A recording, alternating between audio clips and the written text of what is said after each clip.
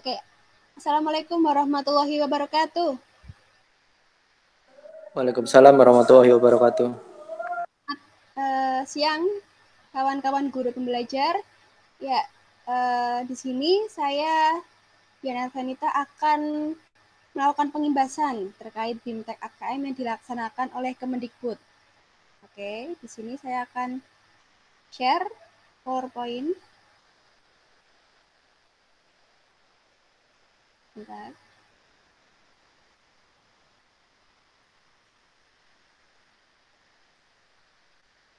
Oke, di sini saya akan melakukan sosialisasi kegiatan asesmen kompetensi minimum dan kegiatan guru belajar seri AKM. Sudah kelihatan ya?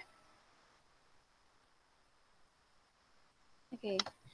Yang pertama, latar belakang dari munculnya kegiatan ini adalah dari hasil PISA, ternyata membuktikan kemampuan belajar siswa pada pendidikan dasar dan menengah kurang memadai. Pada tahun 2018, sekitar 70% siswa memiliki kompetensi literasi membaca di bawah minimum. Sama halnya dengan keterampilan matematika dan sains, 71% siswa berada di bawah kompetensi minimum untuk matematika dan 60% siswa di bawah kompetensi minimum untuk keterampilan sains. Skor PISA Indonesia stagnan dalam 10-15 tahun terakhir. Nah, kondisi ini menyebabkan Indonesia menjadi salah satu negara yang konsisten dengan peringkat hasil PISA terendah.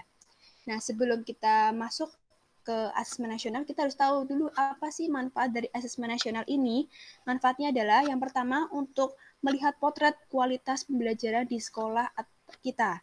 Dan yang kedua, hasil asesmen nasional bisa kita jadikan umpan balik peningkatan kualitas pembelajaran sekolah kita. Dan yang ketiga, hasil asesmen nasional bisa dijadikan dasar untuk penyusunan program peningkatan kualitas pembelajaran sekolah bagi guru pembelajar. Nah, jenis kegiatan pada asesmen nasional, jadi di sini asesmen nasional itu muncul untuk mengasah kompetensi siswa karena berkaitan dengan kecakapan hidup abad 21 dan profil pelajar Pancasila. Jadi dengan asesmen nasional ini diharapkan siswa memiliki kompetensi untuk bisa menghadapi berbagai tantangan di abad 21 dan diharapkan siswa juga memiliki profil pelajar Pancasila. Nah, setelah itu kegiatan dalam asesmen nasional di sini ada 3, ya, yaitu berupa pertama asesmen kompetensi minimal atau AKM, kemudian survei karakter, dan survei lingkungan belajar. Untuk asesmen kompetensi minimal di sini ada 2 yang dites, yaitu tes literasi dan juga tes numerasi. Kemudian untuk survei karakter dan survei lingkungan belajar tidak hanya siswa yang dites, tapi juga guru dan juga kepala sekolah. Nah, di sini ada perbedaan terkait ujian nasional dengan asesmen nasional. Nah, dari tujuan pelaksanaannya, asesmen nasional ini bertujuan untuk mengevaluasi mutu terkait sistem satuan pendidikan, sedangkan tujuan ujian nasional hanya untuk mengevaluasi capaian hasil belajar murid secara individu saja. Dari jenjangnya, untuk asesmen nasional dari SD, SMP, SMA, SMK, program kesetaraan jenjang dasar dan menengah. Sedangkan ujian nasional SD, SMP, SMA, dan SMK saja.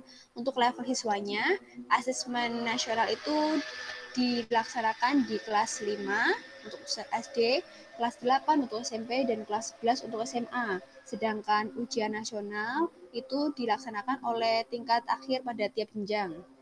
Kalau SD itu berarti kelas 6 ya. Untuk subjek siswanya, asesmen nasional di sini itu survei, artinya siswa dipilih secara acak oleh Kemendikbud untuk mengikuti AN dan sifatnya sampel. Sedangkan ujian nasional itu semua siswa mengikuti UN.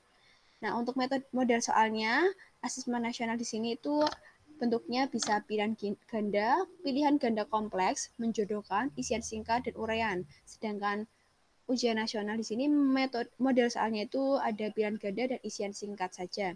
Sedangkan dan untuk sasaran penilaiannya di sini asesmen nasional itu sasarannya adalah untuk menilai kompetensi literasinya, numerasinya, karakternya, serta kualitas dan iklim satuan pendidikan yang mendukung pembelajarannya. Sedangkan ujian nasional yang dinilai hanya penguasaan terhadap mata pelajarannya saja.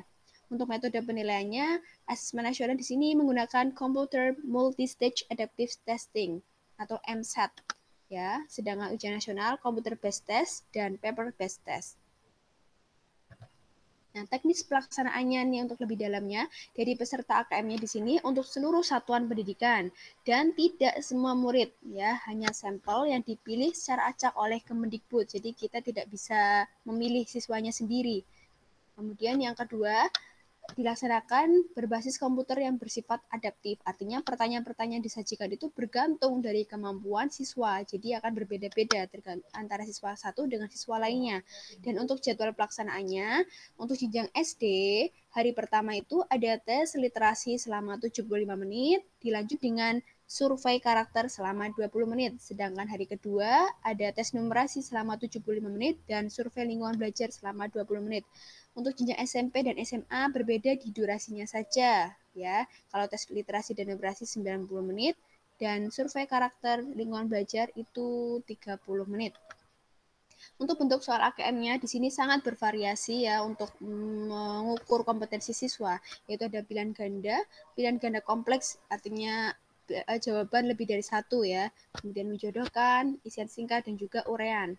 Nah, di sini dari hasil AKM tadi dilaporkan ke dalam 4 kelompok yang menggambarkan tingkat kompetensi yang berbeda-beda. Ya, jadi dari hasil AKM itu kita bisa mengelompokkan 4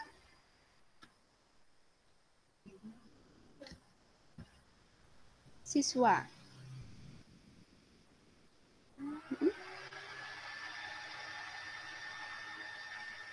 Kedengeran ya suaranya saya ya?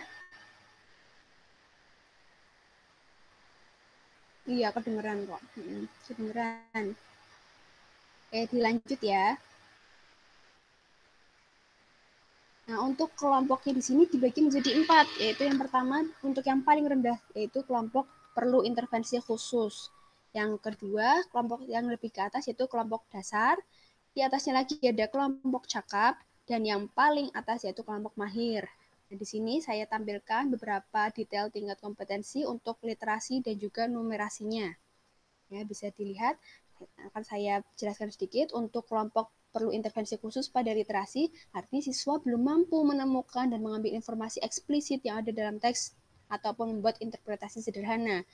Nah, untuk kelompok dasarnya, artinya siswa sudah mampu menemukan dan mengambil informasi eksplisit yang ada dalam teks, serta membuat interpretasi sederhana.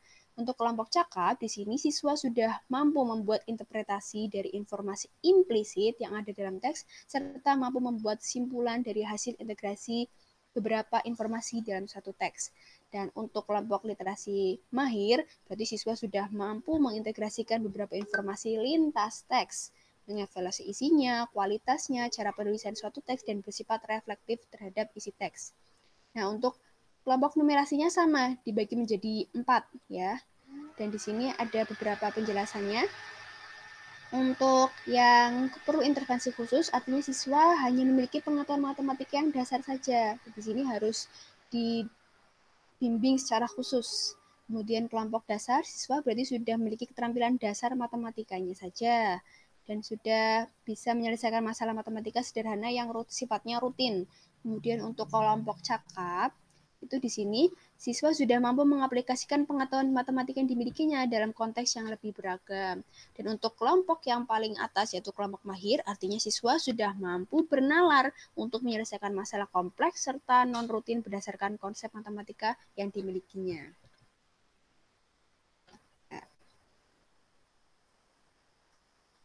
Nah, itu saja sekilas sosialisasi pengimbasan BIMTEK AKM dari saya. Nah, bagi kawan-kawan guru pembelajar yang ingin mengikuti BIMTEK AKM ini, mudah saja, yaitu akses saja website yang saya tampilkan ini, yaitu gurubelajar-akm.simpkb.id. Kemudian akan muncul tab seperti ini, kalian masukkan saja email kalian serta kata sandi kalian, email UKG kalian, kemudian masukkan kata sandi. Nah, setelah itu muncul tab seperti ini. Nah, kalian cari saja bagian asesmen kompetensi minimum. Klik selengkapnya. Setelah itu, muncul tab seperti ini. Kalian klik daftar. Nah, di sini akan tersedia beberapa angkatan. Yang mana angkatannya masih dibuka, itu kalian klik saja untuk ikuti, untuk didaftar ya. Setelah itu, akan muncul tab seperti ini, kegiatan yang harus Anda selesaikan, ada persentase progresnya, jadi seberapa banyak progres kalian mengikuti BIMTEK, dan ini sifatnya fleksibel, kurang lebih 5 hari kalian bisa ikuti sampai selesai. Nah, ketika sudah sampai 100%, itu artinya kalian sudah finish, sudah selesai, dan kalian berhak mendapatkan sertifikat dari Kemendikbud.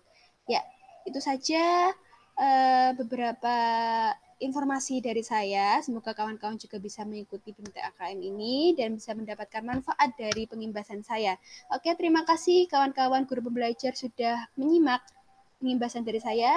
Wabillahi taufiq wal hidayah. Wassalamualaikum warahmatullahi wabarakatuh. Waalaikumsalam warahmatullahi wabarakatuh.